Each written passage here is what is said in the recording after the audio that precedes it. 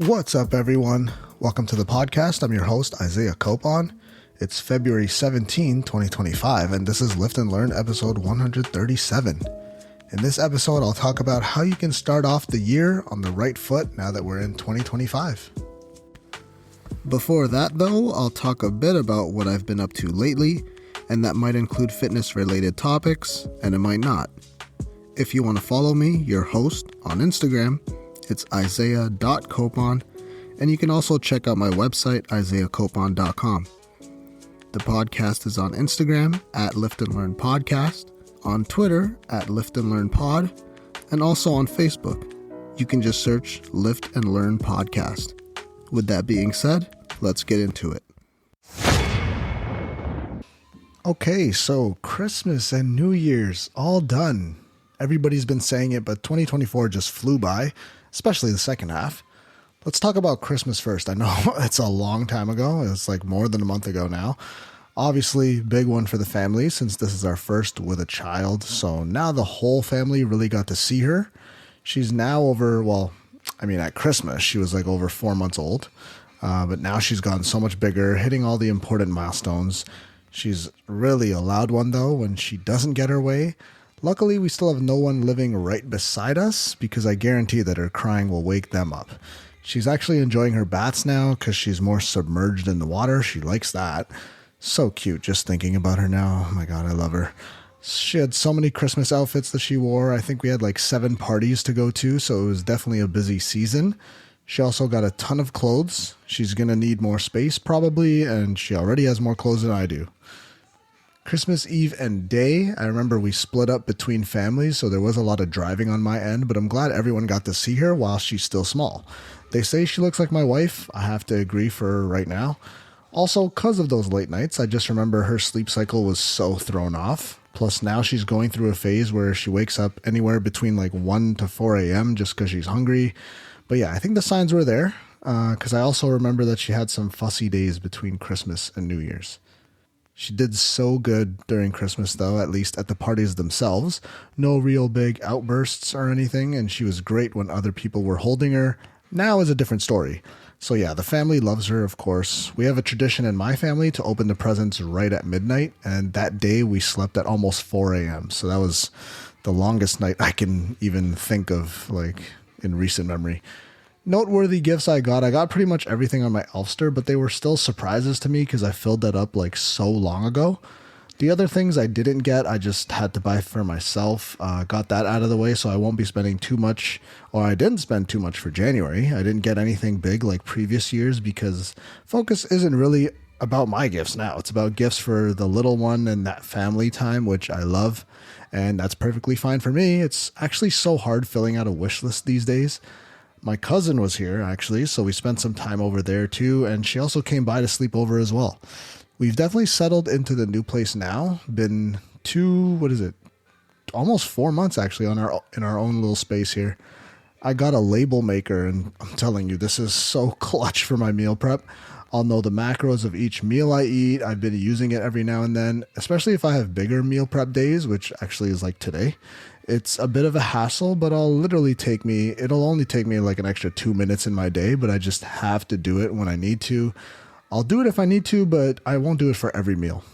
I got to host my cousins the last weekend of 2024, and that was fun. It's all fun and games when you start playing a game like Mario Party, and then towards the end, you're running over people with a train and then sending them back to the start line. Luckily, we didn't play a 30-round game because then the anger probably would have came out when people start to like steal each other's stars and all that. If you've played Mario Party or even Mario Kart, you know what I'm talking about. And New Year's also come and gone. We're already through the first month, which was quick. It's been a pretty mild winter so far. We had like a little snowstorm yesterday, from the time of my recording. But before that, we had like little snow, which I don't mind, but it's been a little cold just like every few days. Not consistently, but every now and then you step outside and the wind's just hitting different. One of my New Year's resolution is to go to the golf sim. I was going to say like once a week, but my goal is just once every 2 weeks. Every week would mean like an extra $60 a month in expenses. So once every 2 weeks is probably a better idea. It'll be half of that. So $30 a month, I can stomach that. That'll cover like 2 45-minute sessions, or I could just up the frequency and go for 30 minutes at a time. We'll see what I actually have time for, but that's something I want to keep up before the season starts so that I'm ready to go. Now I'm just talking out loud, really. I did end up going Christmas Eve, and I even went New Year's Eve to The Sims. So I've actually started to do this, and then another day in mid-January. And then I'm actually going today at the time of me posting this, so I'm not complaining. I remember my first swing. That was just like lower back cracking. I was just so stiff swinging in there, so it definitely helps, to warm up before I go. And my training, I usually come on here and say everything's going well, but no, it was a slow start to the year for me, but things are starting to move in the right direction. I hurt my shoulder nearly 2 months ago, and it wasn't even anything significant that I did. I don't think being at the golf sim affects me, so I've been going there still, despite the injury. It's one of those shoulder injuries that I thought would be gone in a week, so I worked out a week later, and it was definitely not better. Reminiscent of when I dislocated my shoulder, which was back in 2021, I think around episode 30 of this podcast. So yeah, been tough to deal with lately, but the start of my training to start the year is definitely more lower body focus, which I need to focus more on anyway, along with core work. On upper body day, I was doing nothing except rehabbing the shoulder and was working only on my right side since my injury is on the left, which at least is not my dominant side. So I'm fortunate there, but it just sucks because it is the same shoulder that I dislocated, which might be a reason why it got injured in the first place. It's just easier to injure the area now because of that previous injury. Sucks, but I just have to deal with it. Last week, I did some machine work for upper body and it went well. And then this past week was the first time I was using the free weights, which felt good, but I could feel the instability with my left arm doing something like an incline dumbbell bench press. So I stopped after 2 sets just to be safe. I do not want to make it worse, so I have to be super careful and remind myself that there is no rush. By March, I'm thinking it should be 100% or near that, as long as nothing serious is going on. Seems like it could be my rotator cuff or AC joint because my shoulder stability sucks right now. I initially felt it the day after when I think I injured it. What happened was back in January, it was actually December. I went to the gym in the morning and it hurt a little bit, but I didn't know how serious it might have been. So I went to the gym, worked out, did machines only because I knew something was feeling off. I did like chest hammer strength, chest supported machine row, shoulder press machine, and then I decided to do straight arm pull downs. All good. It was just a full body Sunday that day. But then I decided to do my last exercise, which was dumbbell bicep curls. My right side was fine, but my left side just couldn't even do a single rep, not even a warm up. And then I was like, uh-oh, something's up. Immediately left, and I've been dealing with it since. This was actually before Christmas that happened. So it's almost been, well, what is it now? It's been like almost 2 months. So I'm hoping maybe March, even April I'm okay with, but that does put a damper in my own goals to see a lot of progress. But like I said, other things to work on so I don't fall off the rails completely. And that's why the start of the year we're more focused on the diet, and I'm doing the same with my clients. Over the last few months, I finished a performance nutrition course by the folks over at Clean Health Institute. So it's something I want to put to good use, not only for myself, but also my clients, like I said. Holidays are over. It's the start of a new year, which can be used as a symbol to start fresh, as they say. So that's been the plan to start the year. I think looking back, I did good in January when it comes to actually sticking to the plan and just pushing through the injury. I gained like maybe 5-6 pounds, which was planned. Hopefully most of that's muscle. I legit gave my shoulder time to recover, which is harder than I thought it would be, but I did a good job focusing on lower body and core, along with paying attention to my diet more. And for me, that means more protein, specifically being at my protein goal, the consumption, I guess, more consistently, like only missing that goal maybe once a week. I mean, towards the end of last year, like in December, I was under protein probably 3 to 4 times a week, but I'll just attribute that to the busyness of the holiday season. I couldn't really prep food because every meal was being eaten outside of the house. But for me, very achievable to get back to hitting that at least 6 times a week. Planning ahead, that's the key there. And since we're already on this topic, we might as well get into the question of the day here, which is what you should be doing to start the year off the right way.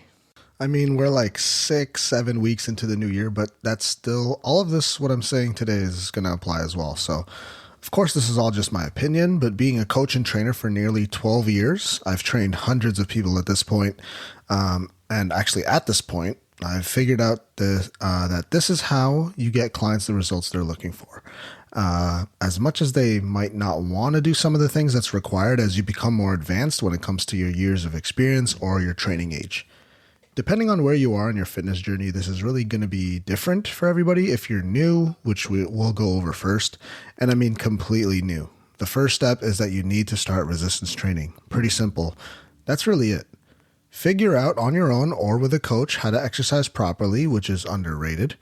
This also means you need to figure out how to fix mobility issues and imbalances in your body. This should almost always be the first step to someone's fitness journey. Maybe you work on mobility and fix that completely before going to free weights, but regardless, find a way to work out with machines at the very least and then quickly progress to dumbbells or some kind of free weights if possible. That should always be the foundation of your exercise routine throughout the week. Not the group classes or spin classes or running outside no matter how cold it is. If your goal is to lose weight, look good, feel good, and keep that weight off forever, then you need to be lifting weights in some capacity. That might also mean you go to the gym really at least one time can be amazing, but even better would be 2 to 3 times a week if possible, whatever's sustainable for you. Going to the gym once a week is better than 0, so if that's a better hurdle to get over, then just go once a week, but you'll see a lot more progress trying to go at least 2 days in the gym and lifting weights. If you're going to the gym 3 or less times per week, then full body routines are the way to go because of your gym frequency throughout the week. This way you hit your whole body a few times a week as opposed to only hitting a body part once a week if you're doing a bro split or a split like push-pull legs. You know that nutrition is half, if not more than half the battle, so while you're trying to figure out some gym consistency, doing your best to increase your protein intake per meal would be a huge step in the right direction. Tracking actual meals, like weighing food, if you're pretty new to the game, that's not really too important right now. But tracking workouts should always be a thing, trying to get stronger over time. It's called progressive overload. As a trainer, I'm always tracking my clients' workouts to make sure they're getting stronger over time. But when it comes to diet, I don't push this as hard if they're completely new to training unless I feel like they're ready to do those things.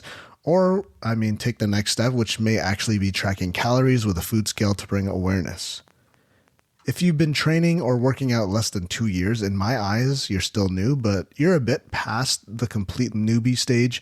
Look back at 2024 for a sec, last year. So you might have seen some or no progress from the start of last year. If you set a goal at the beginning of the year, like a New Year's resolution, let's say, since that's the one at the top of most people's list, to lose some weight and keep it off.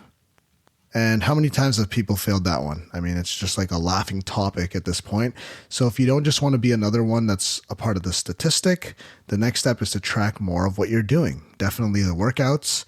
And when you're ready to start, you should probably start tracking your food intake. I want to say 90 to 95% of people should actually be eating more food, especially if you're new to lifting weights.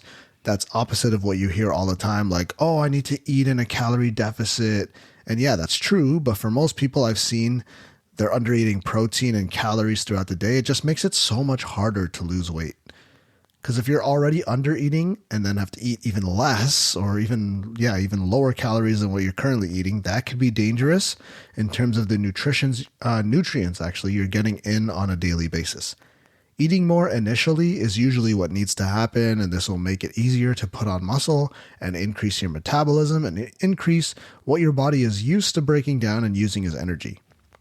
A lot of people will cut carbs, cut out bread, eat such a minimal amount because their goal is to lose weight, and they heard online that you need to be in a calorie deficit. Some people I see are like 20 to 50 pounds overweight and they're eating less than 1,200 calories. There's no room for you to even cut out food if you're already eating that little. So this is why you need to do a body recomposition, which is where you eat more food and get your body thriving again so that the next time you do cut calories, it becomes a lot easier to lose weight. It's like a night and day difference. If you're new and find yourself struggling, a support system in some way could be important.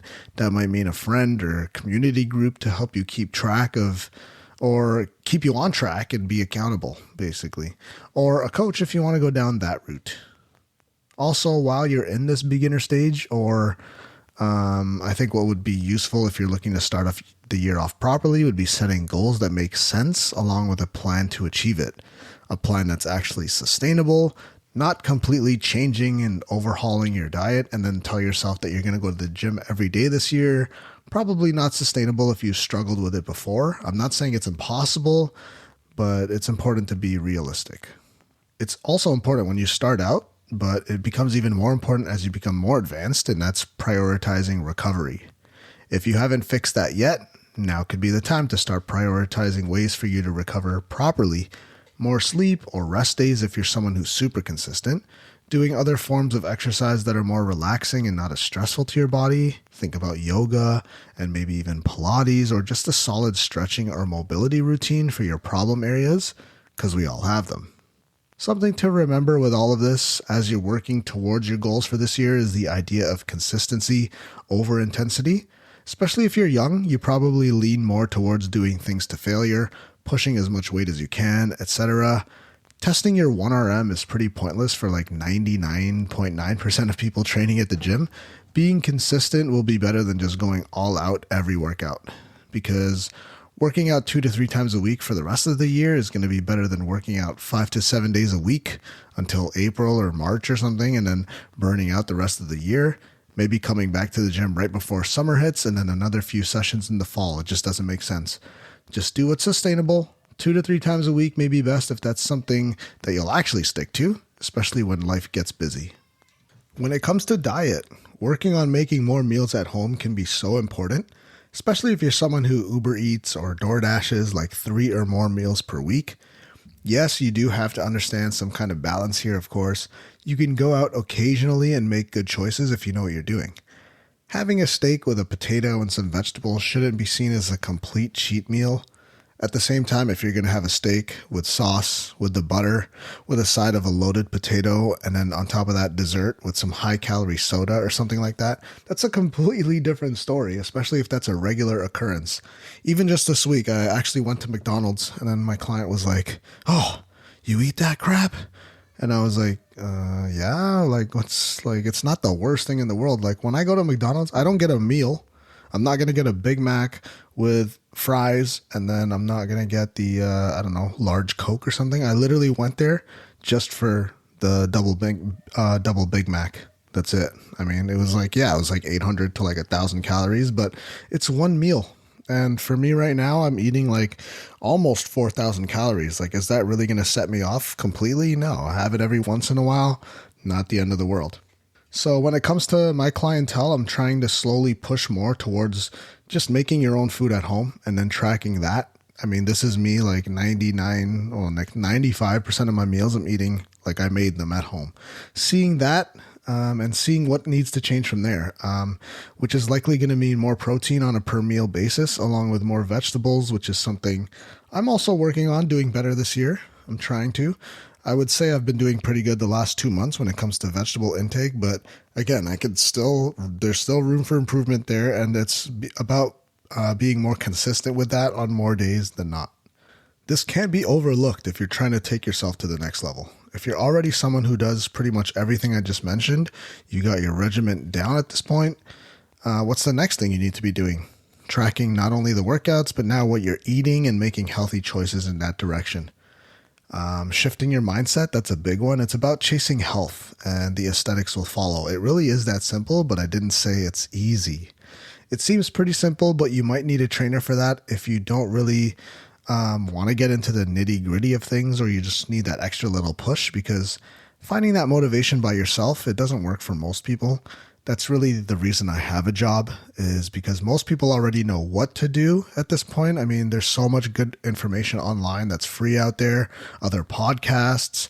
You could definitely piece together what's needed to see your next step of progress. But most people also do need a coach or even trainer to guide them through this. And that's fine. Even LeBron, Tom Brady, Usain Bolt, they're all great athletes. No debating that. But They also all need like a coaching and a training staff.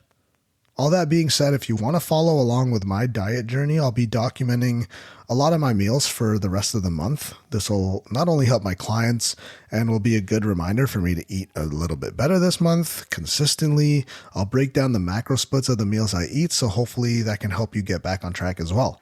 This year is the year where you truly are going to be the best that you can be. It's just about forming the right habits and thinking about your health first. And that concludes episode 137 of the podcast. Thank you for listening. If you really enjoyed the episode or my podcast as a whole, then please leave a review and comment on iTunes or whatever your choice of podcast platform is. Also, if you haven't already, you should hit that subscribe button because I'll be releasing episodes every Friday. If you want to follow me, your host, I'm Isaiah.Copon on Instagram. And you can also check out my website, isaiahcopon.com. If you want to follow the podcast, you can check out @Lift and Learn Podcast on Instagram. And there's also a Facebook page if you just search Lift and Learn Podcast.